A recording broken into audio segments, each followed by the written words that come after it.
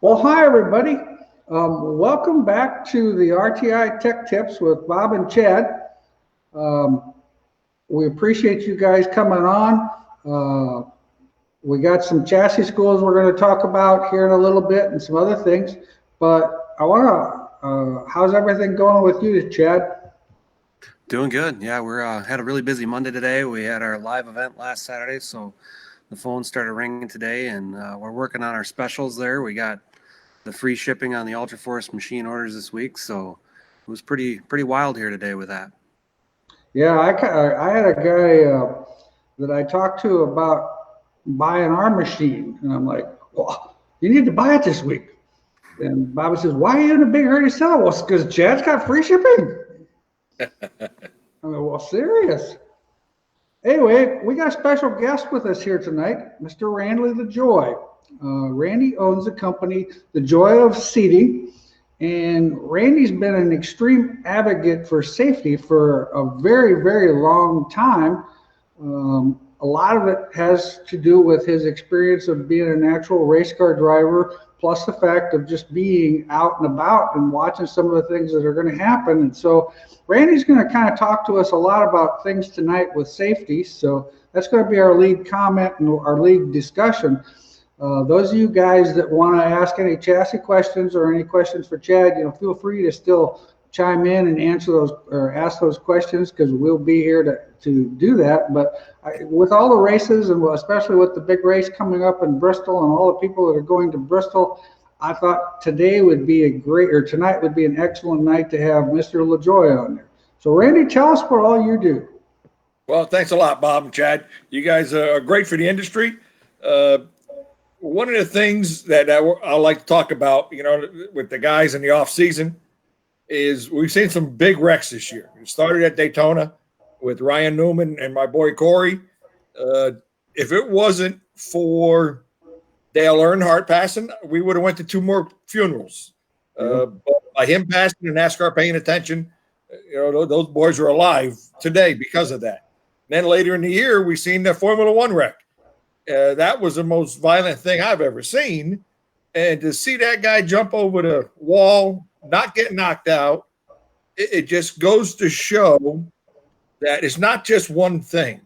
It's the systems in the cars. Like you always hear the chassis guy says, well, it's not always a chassis. It's the shocks, it's the springs, it's everything. And that's the same thing in safety. It is the systems.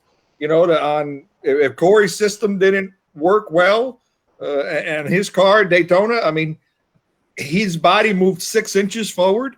It was a 45G hit. His body went forward. The cage came down. If they didn't have that Newman bar, Newman would have been in his lap. Corey, where he hit Newman, I think the seat that Ryan had in his car was an aluminum seat. It saved his life. I think that from going there and looking at both cars at the NASCAR R&D Center, 2 months later, it was just amazing to see the impact and how much stuff moves. And that's why I've always been a proponent for strong seats, because if my life was worth anything, why wouldn't these guys on Thursday, Friday, Saturday nights be worth anything? A good rated seat is good. Short seat belts are really good. Head and neck restraints. It's the systems in the cars. I try to tell guys, I did a promoters meeting beginning of the year. And I said, guys, when these guys sign into your pit and you take their money, the racers are almost playing Russian roulette. And I was like, we have loaded. It's always going to be dangerous. But if you have a good head and neck restraint, you got good mounted seat belts, you got a good containment seat, all that stuff, you take bullets out of the chamber. I wouldn't mind playing Russian roulette with no bullets. I'm not quite sure if there's one in there I would play. But that's part of the reason racers do it, because, that's the thrill of it. We want to do this because there is danger involved, and, we all think we're gladiators. Well, that's the problem. We all think, well, that ain't going to happen to me. I mean, it'll be okay. I mean, when have you ever seen that happen? Well, all it takes is one time. and I can remember, keep in mind, this is dating back a few years ago, and this was long before Dale Sr. situation, but back in 1980, I had a pretty bad wreck in Fairmont, Minnesota.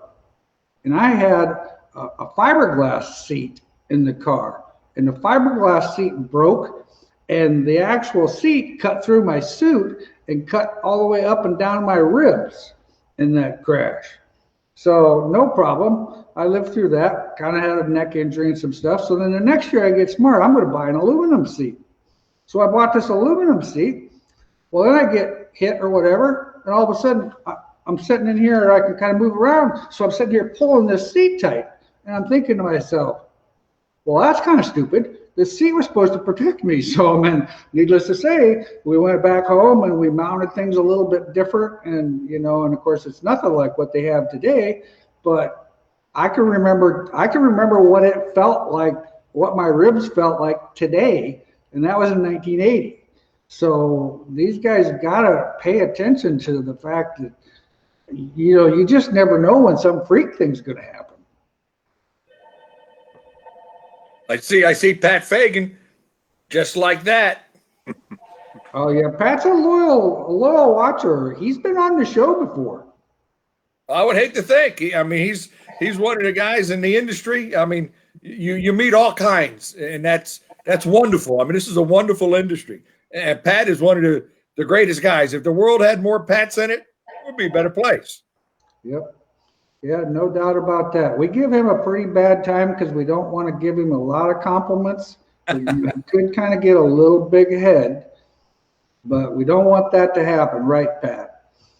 But no, I always appreciate Pat watches, and like I said, he's been on the show before. But talk about mounting the seat and some of that type of stuff. What type of things should these guys be looking at? The stronger the seats are getting, you have to mount them different. Remember the old Pontiac commercials?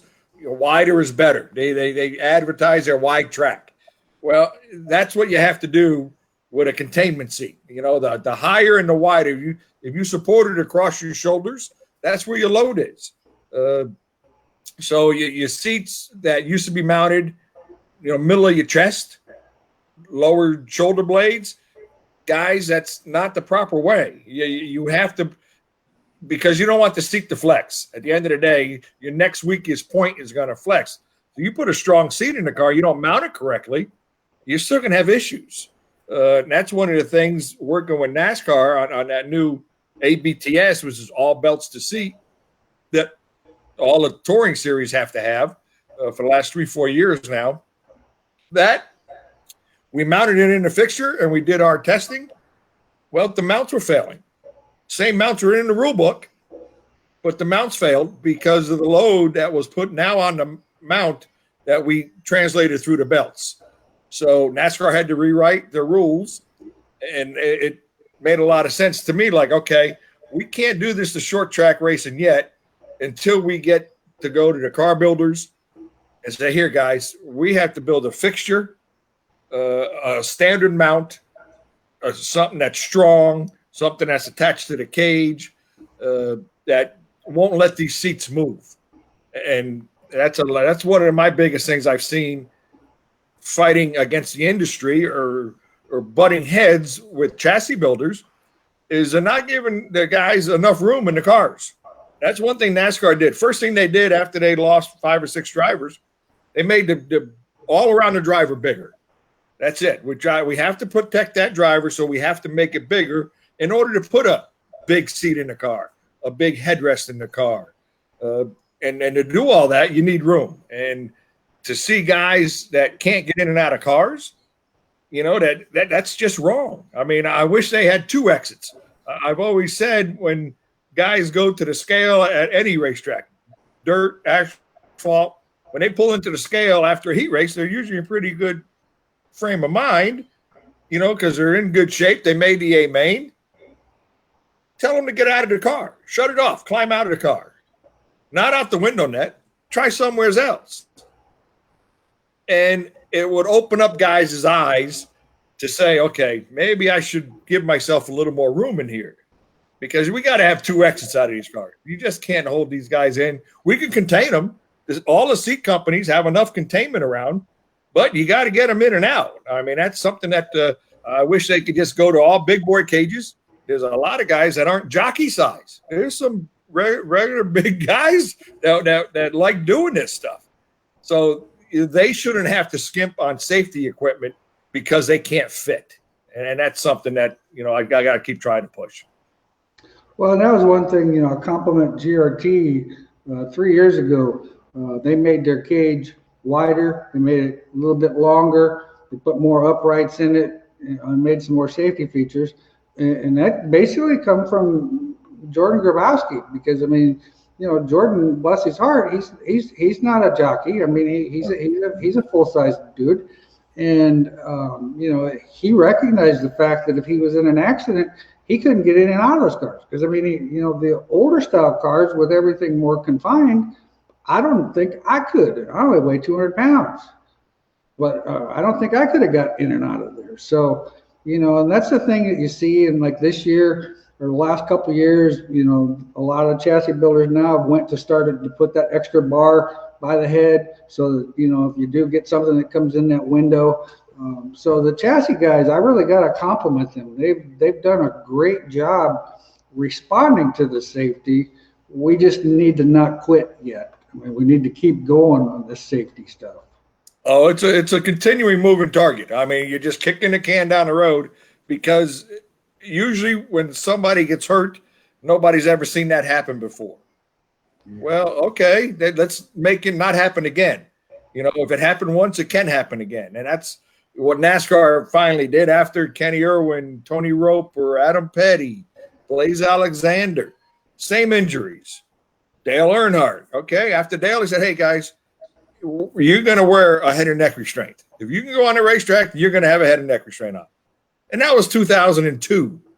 Well, here it is 2021, and I'm sure if I go to Florida and go down to Speed Weeks, there's going to be 20% of the cars at a racetrack that have a 1975 seat in the car that's uncontained. Come on. I wouldn't even take the guys $40. I'll send them home. Say, no, I don't need your $40 that bad. The industry doesn't need your $40 that bad, because the industry sure doesn't need to have front page of a paper somebody getting hurt. Right. We don't need that. Or get killed. We don't. The industry doesn't need that. There's enough stuff going on that the information for safety, NASCAR has done such a good job. But there again, I haven't tripped over many people out there at the short tracks, helping these guys. I've been 170 tracks, and I'm going to keep going because I number one, I like racing. I'm a hell of a fan, but there should be no secrets in safety. Everybody had speed secrets. Everybody had Chad's stuff over here. I can tell you that I got Chad's stuff over here because you'll be the same as me then. I'm not going to go see Bob about his shocks because I'm not going to tell you what he told me, because that's a speed secret. There should be none of that stuff in safety. It's an open book. Guys, this is what I learned. I'm telling you guys, don't move, run short belts, have a head and neck restraint. The system and the safety stuff, no secrets, open book, and guys should be able to go home to their families, to their kids, husbands, wives. The danger is always going to be there. It's going to be there no matter what. But there's a lot of things in place today that can make our trip home a whole lot better. Yeah, and it's sad we had to lose Dale Earnhardt to be able to get that ball rolling. But, like we said, the ball still has to roll because it really hasn't hit everybody yet. It's hit a lot of people, because I see a lot of guys that, have some pretty good stuff. But that stuff is just so important. Now, for the guy that's listening, explain what you mean by short seat belts. Well, stretch. Years ago, there were the nylon belts. Well, nylon belts had 40% stretch in it. Well, today's belts are all a whole lot better than the nylon belts, but there's still a 10, 12% stretch. So your body in a 35-mile-an-hour impact, you hit something 35 mile an hour straight ahead, your body's going to come out of the seat forward 3 to 4 inches.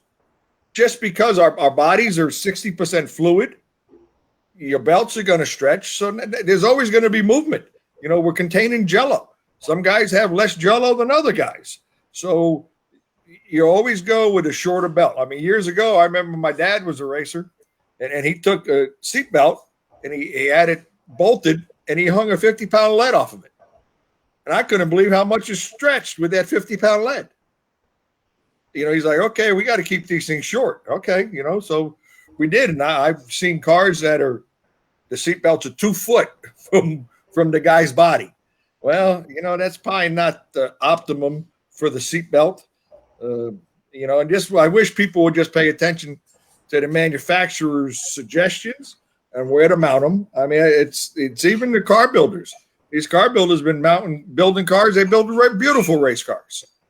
Well, why don't you put the seatbelt tab instead of where you want it or where your welder put it 20 years ago to where the manufacturer of the seatbelt wants you to put it? You're going to weld it on the car, move it ahead 3 inches, 4 inches, put the angle correct.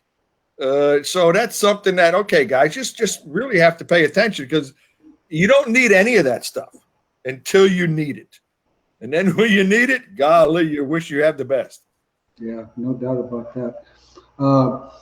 Steve Knight checked or commented on it, said hello to you, Randy, and reminded me, and I forgot this, I had this all wrote down, that for those who might not know, just everybody knows you from your seat part of it, but we need to know a little bit about Randy LaJoie himself, the 1996 and 97 Busch Grand National champion. And he says he was happy to attend a few of your victory parties at the Sandwich Construction Company in Charlotte, North Carolina. And that's I wasn't the only one to go to the Sandwich Construction. That was the mainstay of NASCAR for lunch and a victory party. If when your team won, that was a cool place to go. I think there's been a few marriages come out of that place, and I think they're still together, some of them. Well, that's good. Yeah. Austin wants to remind us about the quick rescue roofs. It's got pretty popular in the North Dakota area, and we've used quite a few of those quick rescue roofs. And the quick rescue roof came because of a situation where Robbie Conway had a heart attack. And the problem was they couldn't get him out of the car. If they could have got him out of the car and got him to help, he could have possibly lived. But it ended up, by the time they got him out of the car and everything and got him to the hospital, it was just really too late. He lived for a little while, but he didn't live very long. So his brother wanted to create a solution to help people to get out of the car. And so he's come up with the quick rescue roof. And the quick rescue roof is really slick. I mean, it's just it slides through the opening there, so the safety workers can unclip this roof and pull somebody straight out rather than trying to get them out or cutting the cage apart or whatever they've got to do. So it's definitely, there's been a lot of things that have come into play. Here's a roof hatch story. Yep. I was at Peevely, went up there years ago, happened to go up to the racetrack, watching a race. Kenny Wallace was racing. He was sitting in the grandstand. A guy had a flat tire, and he was down on the inside of the backstretch with the left side of the car up against the wall. And he was stuck. Well, he couldn't get out of the car. And so Kenny was up there, and, I said, Kenny, look at that guy trying to get out of that car. And it was kind of comical, from watching the guy trying to get out of the car. And I said, what happens if he was on fire? And Kenny's like, I don't know if I can get out. So we went down to his car. He climbed in it, and he couldn't get out. So the next time I seen him was Volusia, and he said, Randy, come check out my car. And he had a roof hatch on it. Yep. I said, great idea. Well, what did he do? He flipped over. He couldn't get out of the car. So that's why we still need other places Oh, you yeah. know, because that okay, who would have thought he's going to end up on his lid? But that's what happens. Yep.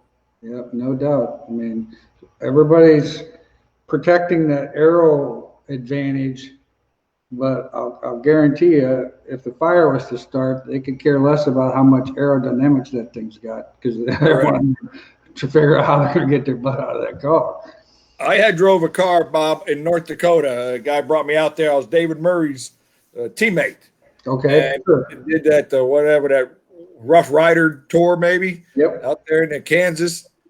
And one of the things I learned on one of those modifieds, your door tops, right there where the window net is, Mm-hmm. the door tops, if they're bigger than an inch, it's hard to get in and out of that car. Oh, yeah. By narrowing that door top up, a lot of guys, they think they must be running Talladega or Daytona because they want to make it look cool and close in the cockpits. But anytime you add material to your door top, you can't get in. I mean, your bodies just don't flex. We need another Wehrs machine product in our hip to get us in and out of the car. Well, and the thing about that, when you watch some of those guys even try to get in their cars, you're like, dude, I mean, it's ridiculous. But once again, I got to be careful. Speaking about safety on building cars, I think all cars should be underslung. John, there's a lot to that. I think there's more to the construction side of it than just being underslung, but I would agree with you. The cars definitely are stronger. They take on a little bit more load. John, who's commenting on here, went off turn 3 at Boone and flipped end over end off the backside of that, or off the end of that racetrack. And needless to say, his race car didn't hold up super well, and he's just unbelievably lucky that he didn't get hurt. I know. I think that was my last year there. Yep. I know he was stiff and sore, but he didn't get hurt. But when you look at the race car, the good Lord was definitely looking over him on that deal. There's no doubt about that. That's proven that the good Lord's a race fan, because this stuff's always going to be dangerous. Jeez. Okay. Outlaw Angler 8M Sport Mod. When mounting the right rear spring, how far from the rotor should I mount the spring? So it don't spark. Yeah. On the average, we're usually in that 10 to 12 inch range. Kind of depends. I'm not a firm believer in what I'm talking about is from the outside of the rotor to where the actual spring, the center of the spring is 12 inches. If you get it too far out, what happens is it makes the car too finicky. You have to run a softer spring to get it to roll. Well, then the problem is with the softer spring, it doesn't want to roll back as quick. So, if you can run that stuff a little bit more inboard, it's just a better pivotable thing so that you can still run a relatively stiff spring and still have good control. He also says, Chad, I have your 2-link mounts that have the extra mounts in front of the cage. When mounting them there, do I run the same angle or less? What does it do to the car? So the row of holes that's farther forward and closer to center line, that allows you to get the motion going quicker so you can run less angle. If you have the bar underneath the center line, you have to run more angle to get the motion. So in the 2-link cars, some of the cars, like the Shaw is one that started it, they moved the bar forward in the car and moved it up. So when you're up and forward close to the center line of the axle, it gets the motion, the roll steer going quicker. So theoretically, you can run a little bit less angle there to get the motion. And then you're not so pogo stick straight up and down with that lower link when you're at, max height. And then the car gets rigid when that bar is basically straight up and down. So it's kind of a little bit like the zero index thing where you take the bind out of the suspension, moving that bar forward. But you have to have the car built in order to keep the length the same to meet the rules. So if you have the capability to run that arm forward and up like that, it's been a pretty good package. That's kind of a standard Shaw type package, isn't it? Yeah, Shaw, I think they do that on every car in the left rear. Okay. I was thinking that was the case. Levi agrees with the cockpits need to be bigger to accept the better seats. Once again, like I said, it's just one of the things that the chassis builders, we went down a road because everybody wanted all that stuff. And it looks like we might have lost Randy. Not his that. Oh, anyway, they kind of went down that road because that's kind of what everybody was requiring, because they wanted all this aerodynamics part of it.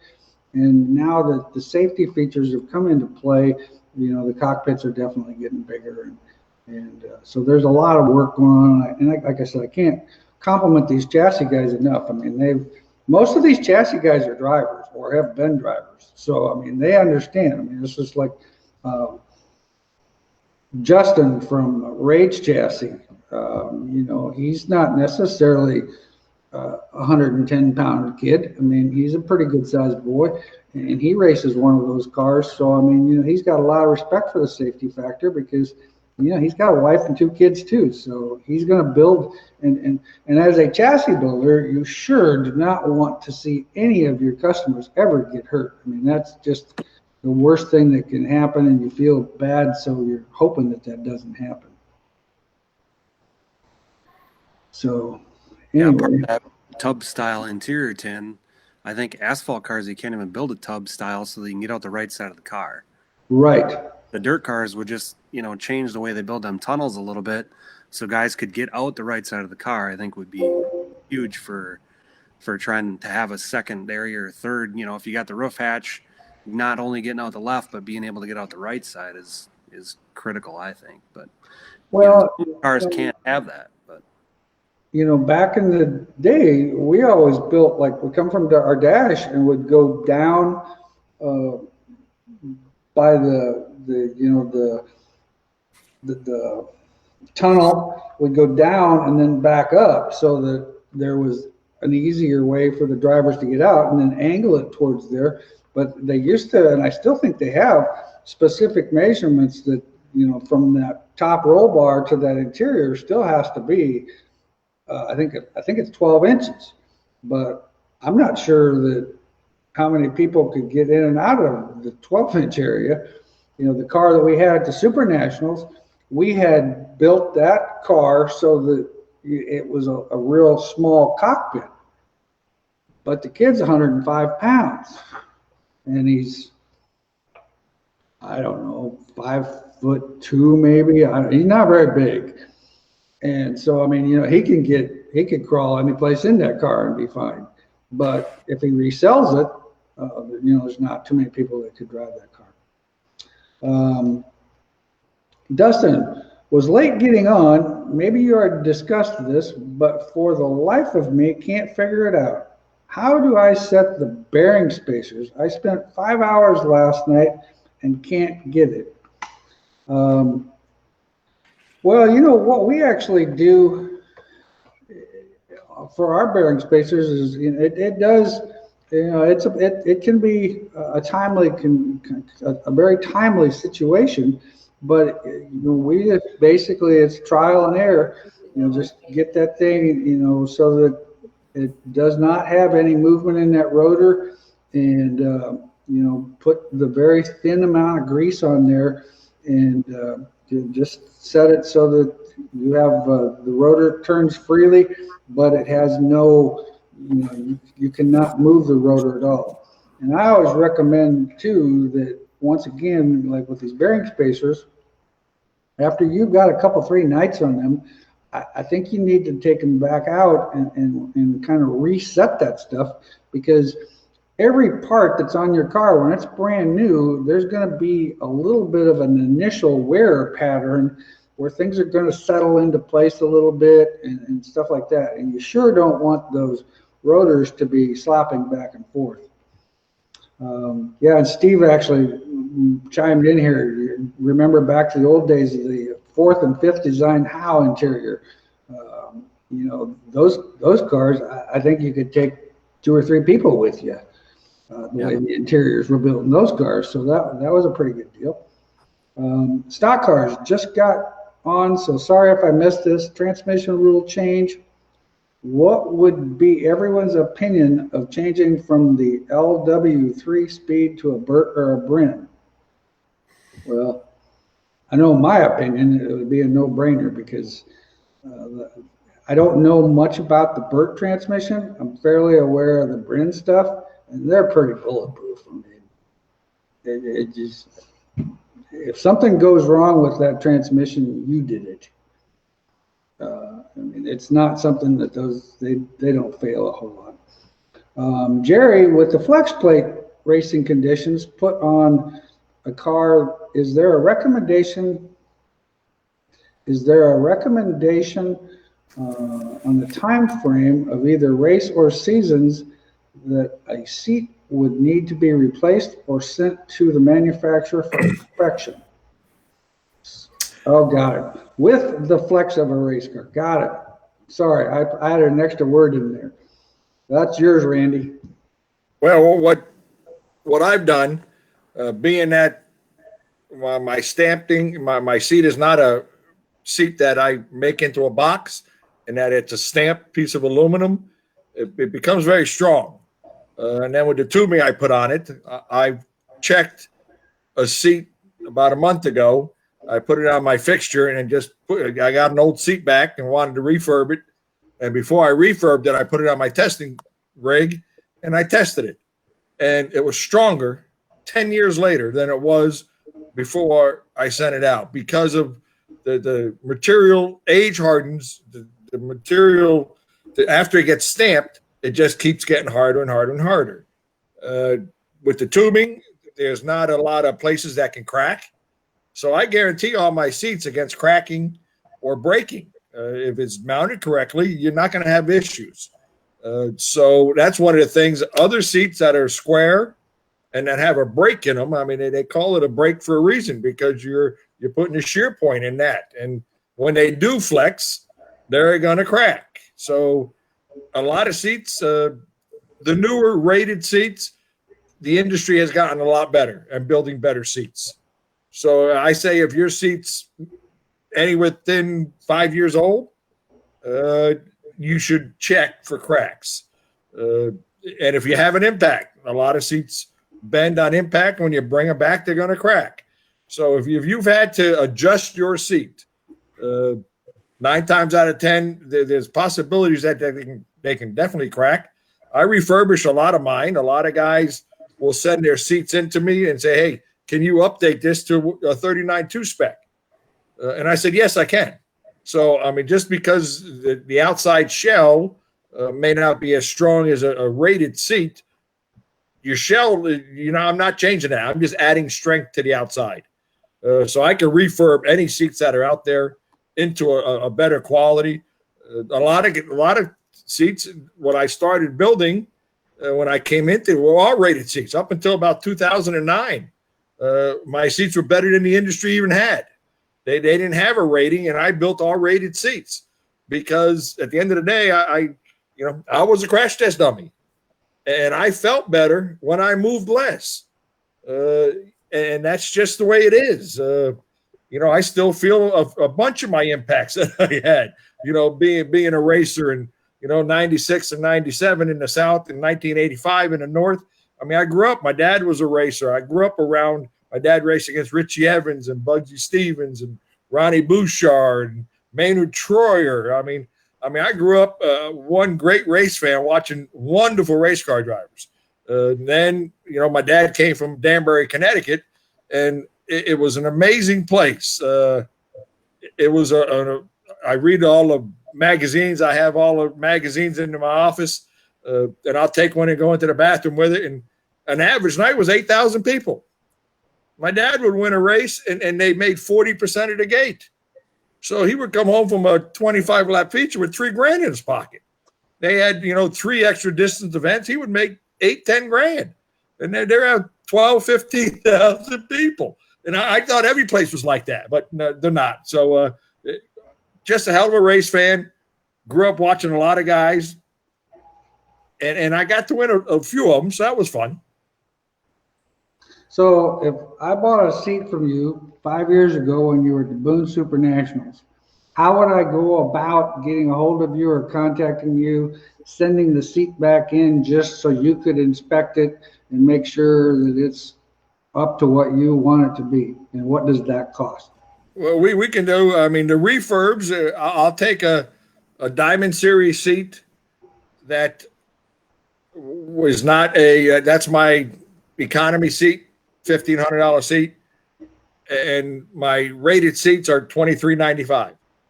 So I'll take that Diamond Series seat, and I'll refurbish it. You're going to get it. It's going to be powder coated. It's a brand new seat when you get it back, and that's usually $750 for a seat that just you might have had it for 10 years, and with a refurb on it, you'll have it for another 10 years.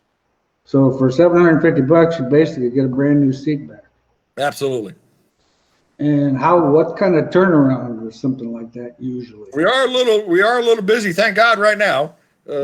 Not as busy as we've been in the past, but right now we're 6 weeks out. So if somebody was to do that, they would want to get on it.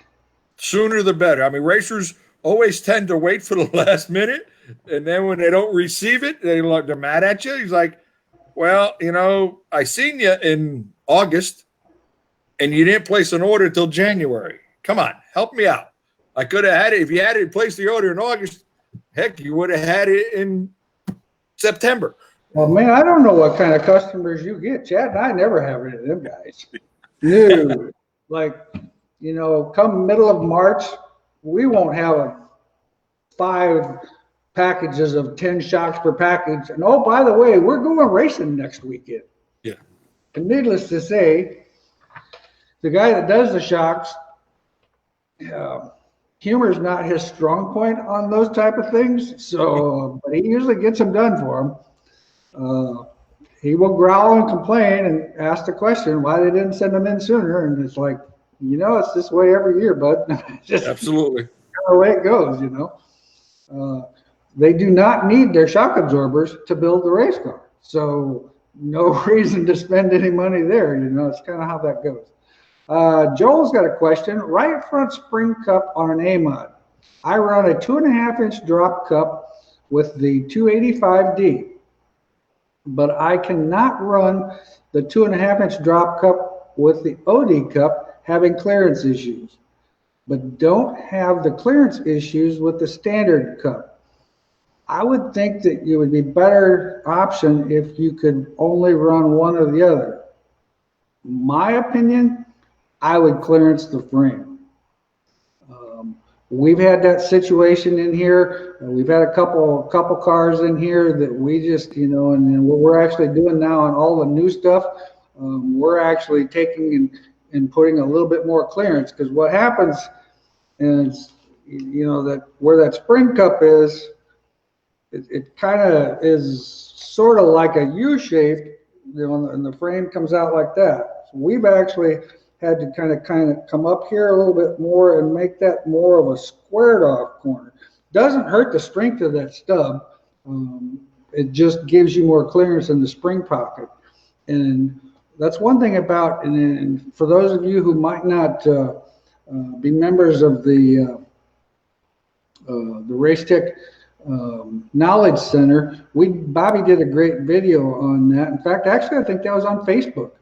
Did a great video on that about relocating that spring and making sure that spring is all in the center so that it works together. That's a huge deal. And when you look at most of these cars, especially the right front, when these cars, a lot of times when some of these cars were designed, we weren't moving all this much on the right front. We were getting movement, but we weren't laying that thing over, up against the A-frame on the frame. And now we're getting a lot more travel over there, and so these springs are not necessarily aligned correctly for that much travel.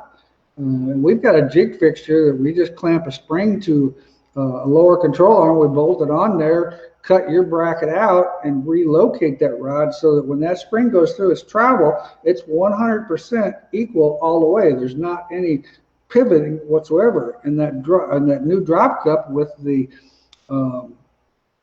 outside diameter is definitely going to need a little bit more clearance, and now's the time. And you can you don't have to clearance it a whole lot. They're not very far off, but I would definitely run the outside grab with the bearing and the drop cup, and I'd make it work in my chassis, is what I would do.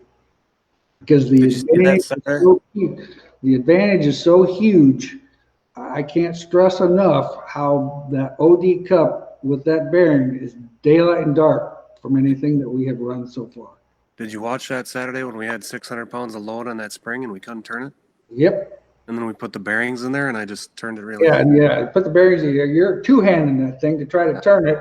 And then you put the bearing in it and you kind of like, oh, well, I could almost spin this thing.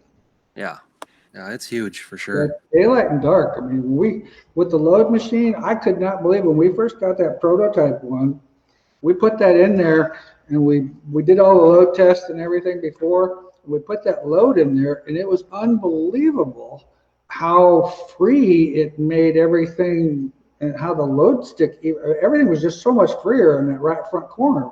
Well, it's kind of a no-brainer. That's sort of what we want, is everything to be free. I mean, that you don't have to think real hard about this deal. Right. I'd get out my torch and my grinder and I'd make that thing fit. One thing I do want to mention, we do have our chassis schools coming up. We've got our sport mod coming up here in a couple of weeks, the 15th and 16th of January. IMCA TV is going to be broadcasting that.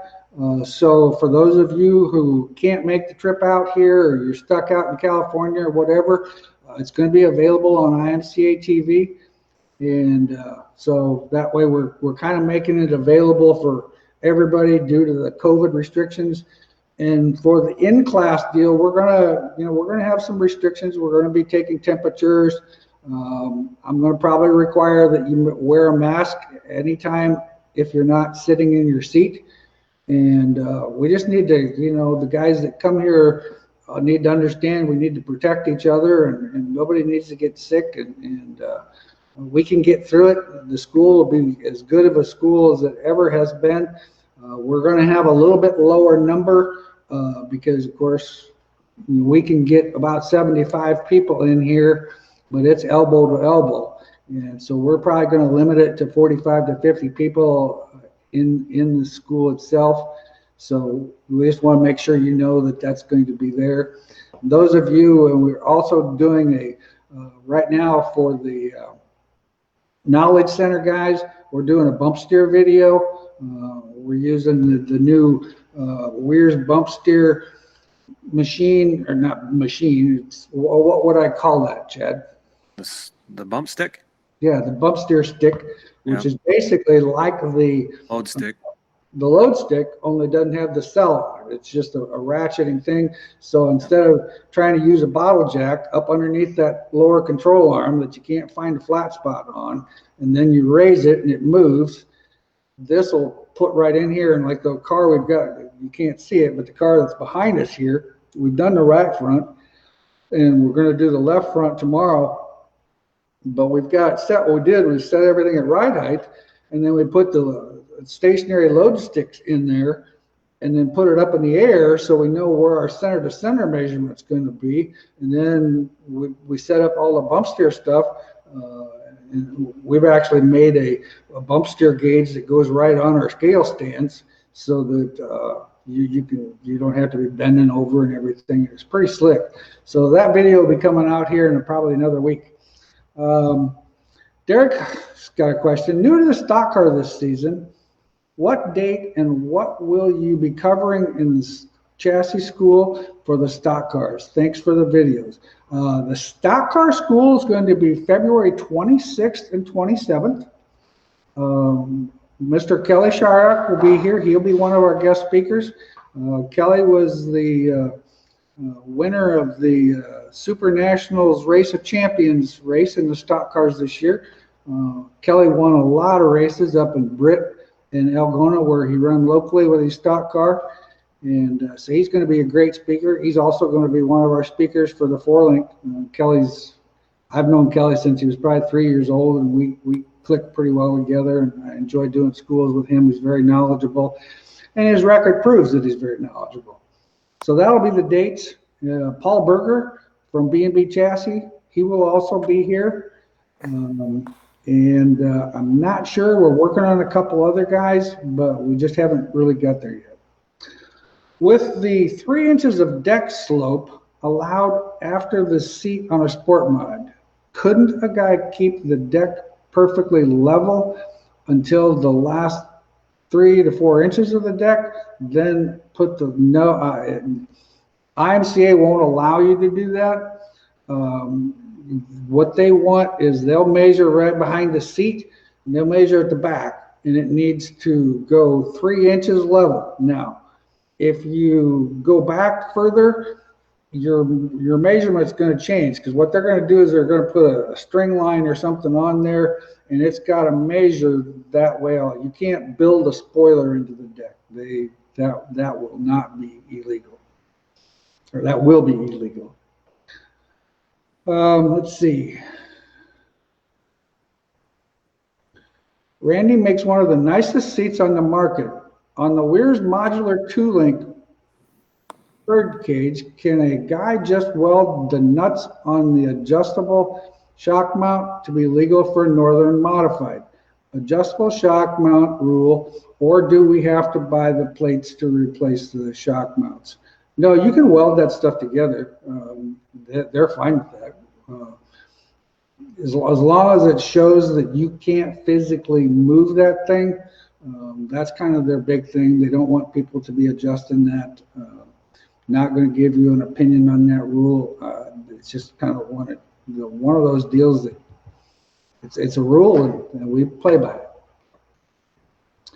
it. Steve also says Randy's a racer came from a salvage yard business and worked his tail off. He understands the metallurgy. Okay, yeah, we'll go with that. And can TIG weld and fabricate and build. Yeah, I was actually at Randy's shop. Gosh, this would have probably been 4 years ago, because we were down there. This is when Corey and Moffat were in the Nationwide, or not Nationwide series, the K&N series. Hell, longer than that. That was 2012. Oh, I don't know. That's been a long time ago. Keep in mind, my memory's not so good. But anyway, I was down there then, and Randy's got a heck of a fabrication shop there. It's pretty awesome. Jim, what's your recommendations for seat mounting bolts? Would you use grade 5 or grade 8? Well, we use a lot of when I supply the seat, I have a machine bung that hides a bolt. So a bolt's not sticking you in the back. So I use a lot of the grade 8 Allen bolts because they fit inside. The hex fit inside, but they're kind of a pain to hold. But the stronger bolt, the better. I mean, if they're mounted correctly, I haven't seen many bolts break, knock on wood yet. So, I've seen seats pop riveted in. Bolts are good. They're a lot better than pop rivets. And, some guys, the one guy that did pop rivet the seat in, I said, "What are you doing? Come on." And he goes, "Well, it's a steel rivet." Well, okay, that's just a typical racer. He put the steel. He had a choice. He could have put aluminum rivet or steel. He put the steel. He could have put aluminum ones in there. Yep. Chad, also, what grade bolt for a J-bar? We use grade 5 bolts on the J-bars. Yeah, I would recommend that, because with that being a shear factor, that could be, yeah. Pat's got a question. Pull bar, lift arm, pros and cons if you have any time. Well, Pat, you should know in our IMCA rules, we have one option, and it's a pull bar. In the USM, that's the top bar. What? The pull bar is the top bar. Yes. Now, I mean, back when I was a Northeast Modified guy, Troyer was the first one to come up with the lift arm alongside the rear, and I'm not sure I could tell a difference, but the new thing I had to put on the car because it was a new thing. From my experiences,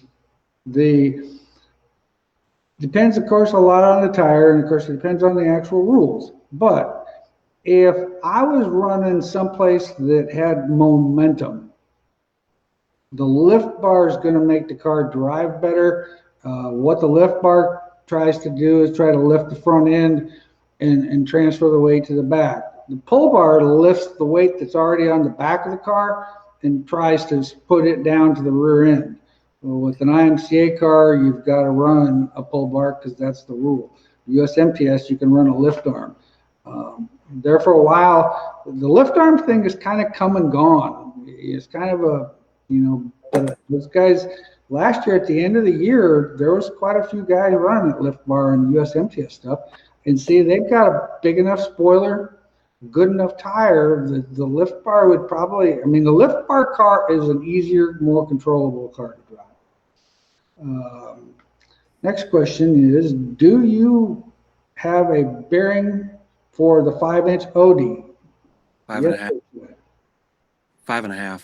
Or 5.5, I meant. We're working on it. We're getting them made right now, so hopefully we'll have them here in a couple weeks.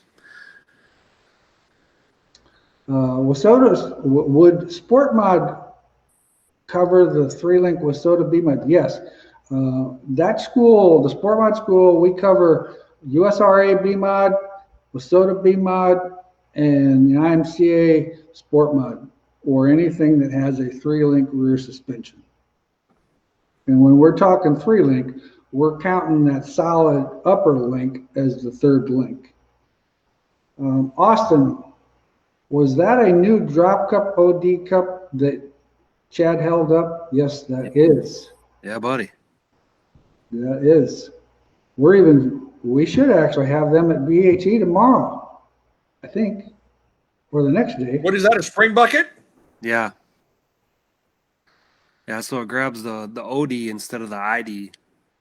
So it keeps the spring more lined up, and then we put a Torrington bearing on the inside here, so when the spring is going through its travel and twisting, it just makes the spring act better and happier through travel.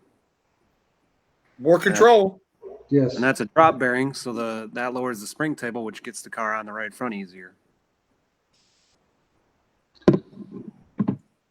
I'm glad I'm on the sideline. There's too much trick stuff going on here.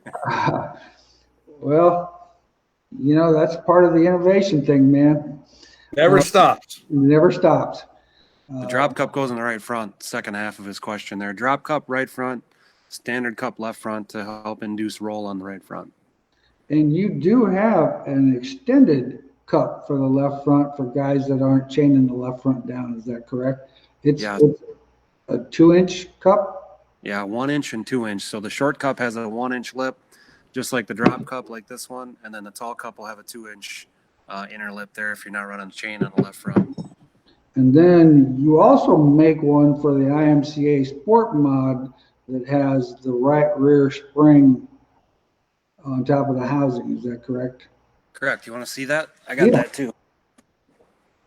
Yeah, go ahead and get that stuff for us, Chad.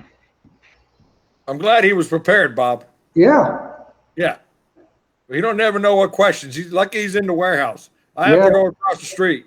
He's actually in his showroom because this is where they did the live on Saturday, and you need to think about that. That what he did on it live. Go on to Wehrs Facebook. Yeah, that's a great idea. That was incredible.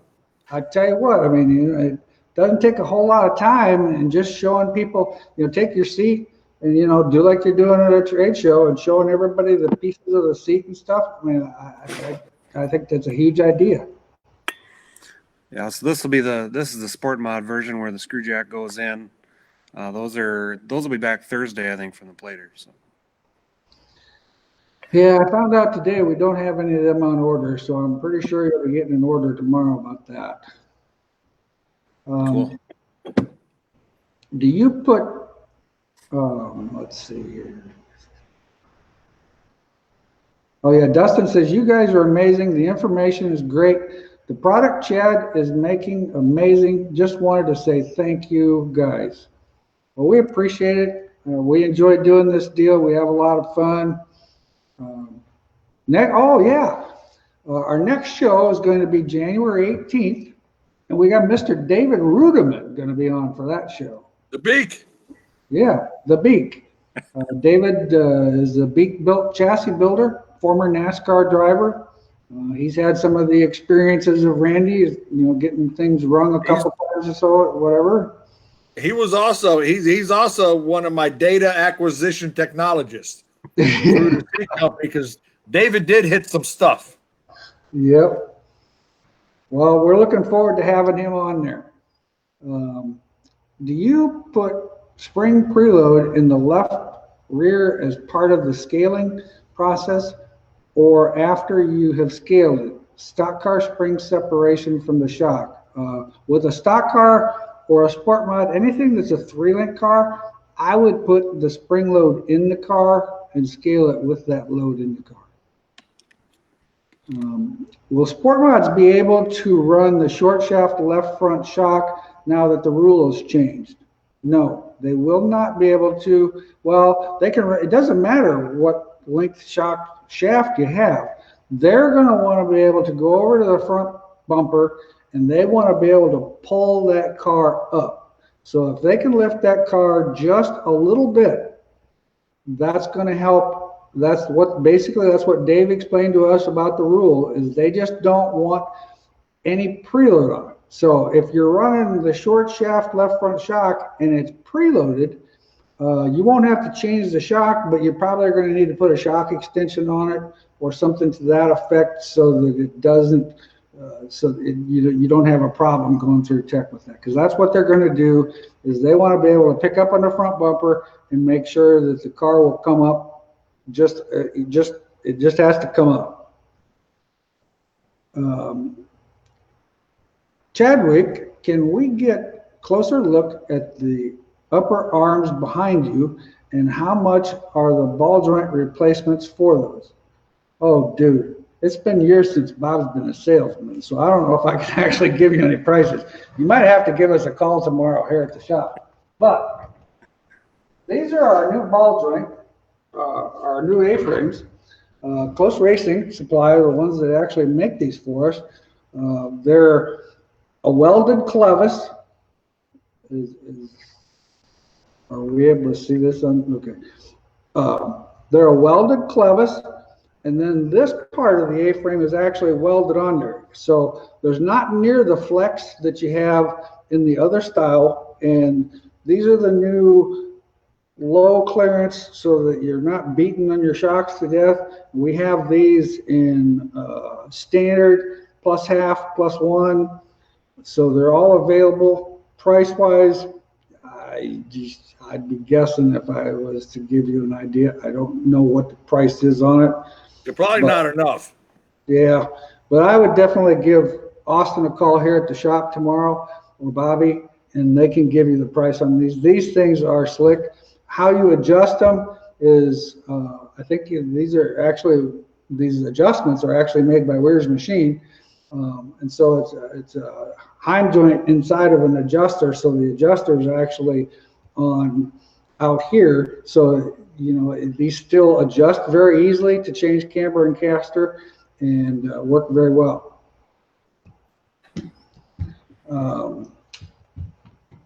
James, what's the advantage of the drop cup compared to the normal cup? Go ahead, Chad. So the drop cup, when we lower the bearing down, with the bearing on the top, and then we're 2.5 inches down. So what that does is kind of like a teeter-totter. So when your point is lower, it rolls easier. When you're going up over the other point, it rolls harder. So just having that right front lower than the left front makes the car roll over on the right front easier. Same thing in the rear. We do have the picture here that they drew us. It's the rear, but it's the same atmosphere. So yeah, it's the same concept.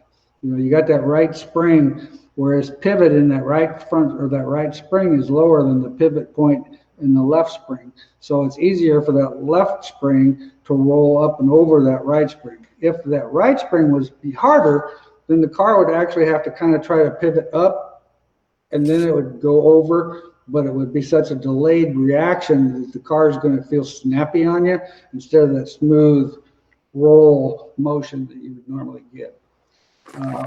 Your old buddy Ryan Reuter wants to comment something about you, Randy, and I don't know why he's I can't understand why anybody would think such a thing, but he wants to know how much shine can Randy drink in one Q&A session?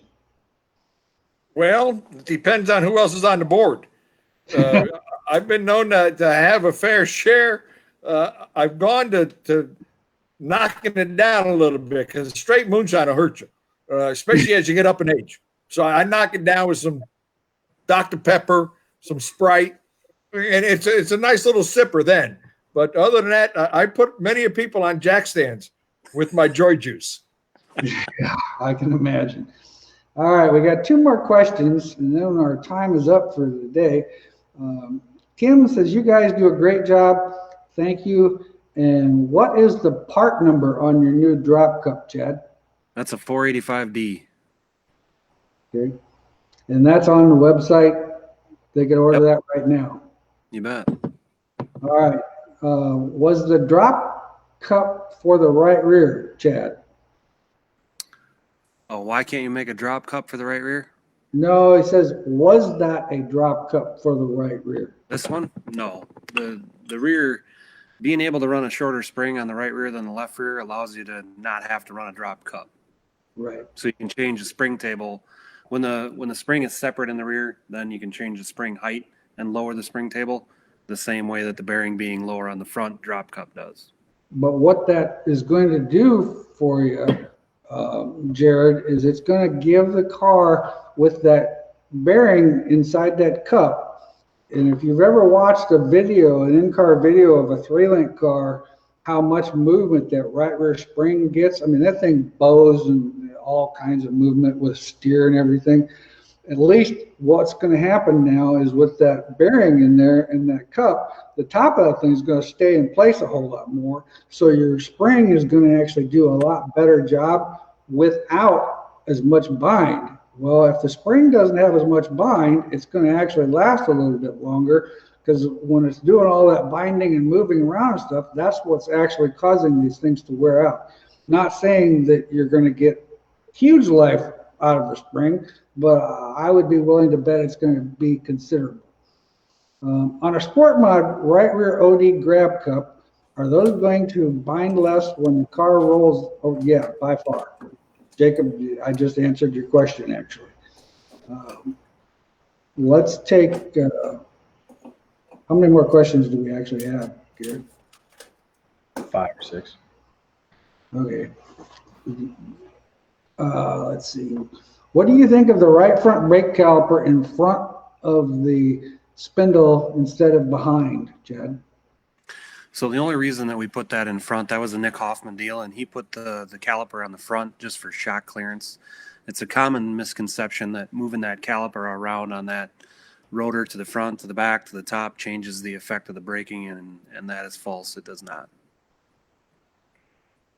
Okay, Steve says he missed the boat on the bearing spring cup. Is there a bearing for the bottom mount in the frame or the rear axle to free it up from bind? The actual bearing goes between the cup and the spring itself, and that's what it will do. It'll help free it up. You wouldn't want to run one on the bottom. First of all, the dirt would kill you. Let's see. Would a drop cup on the right rear of a sport mod help the car? Well, you know, it's really the sport mod. The spring length is going to actually be more of a factor than the drop cup back there. I had not actually tried one back there, so I really couldn't tell you. It would have to. I mean, I'm quite sure it would help the car with the taller spring. What's the overall length of the WM311 SI tie rod kit? Hold on. All right, Got to do a math class here too.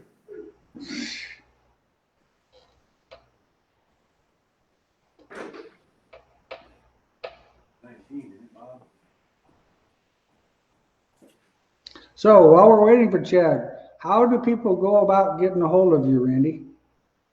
Well, you go onto the website, thejoyofseating.com. that tells you everything we got in there. It tells you how to size yourself. The girls in the office do a great job on book face and that Insta whatever stuff, and they are not much on that, but they do a good fair bit. I got a sales guy in Phoenix. Jason, he's up there getting ready for that Wild West shootout. He's a big part of that. This day and age, we're just we're on the end of your fingertip. That's for sure. All right. Well, that sounds good. All right, Chad. It's a standard 19-inch center to center, just like your normal Chevelle. Awesome. Don't you have a straight one? That one's bent. Yeah, that's to get clearance when the car rolls over. Yes. Yeah, when we were doing bump steer, we were kind of like, ooh, that's pretty close even still, after we did some of the bump steer. All right, Chad, we appreciate you. Thanks again. Once again, we will be back on here the 18th, 2 weeks from today. Our guest speaker is going to be David Ruderman. David builds one of the nicest race cars that I have seen out there. And of course, I know David does a great job with safety because, of course, he's been one of these guys that has been involved in some of the safety stuff. I know he's wrote some different things on Facebook about the Bristol race and things that people need to be kind of considering about going there. So that's going to be cool. And I just want to thank you, Randy. I really appreciate you coming on tonight. I think these people, like I said, the safety thing sometimes is not at the forefront, and it needs to be. And being able to hear from an expert, they'll believe it a little bit better. And then Randy's got his website there, like he said, thejoyofseating.com. So if you guys have any questions or whatever for Randy, get a hold of him.